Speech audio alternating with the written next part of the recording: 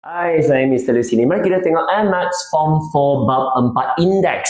So sekarang nak ungkapkan jawapan dalam P dan Q. Boleh nampak sini dia suruh bagi awak 5 kuasa X adalah P, dia suruh bagi 2 kuasa Y adalah sama dengan Q. So macam mana nak tukarkan dua benda ini dalam sebutan P dan Q? So langkah pertama, tukar dia punya asas dia. Macam mana tukar asas dia?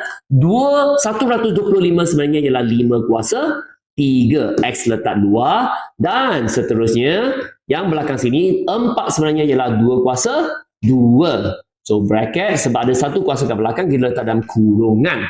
Lepas itu langkah seterusnya apa yang kita kena buat?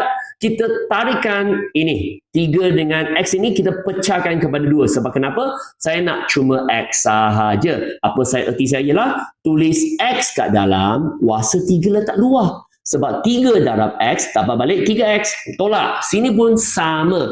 Terbalikan 2 dengan Y. Apa you buat ialah masukkan Y ke dalam, tukarkan 2 keluar. Macam ini. Saling tukar. 2 darab Y sama dengan Y darab 2. 2 darab Y sama dengan Y darab 2. Sama. Sekarang apa you buat? Sudah sama, nampak? Ini sudah sama dengan atas. Gantikan sebagai P. Ini pun sudah sama dengan atas. Gantikan sebagai Q. So ini ialah P, ini ialah Q, 2/3. Siap. Dalam sebutan P, Q.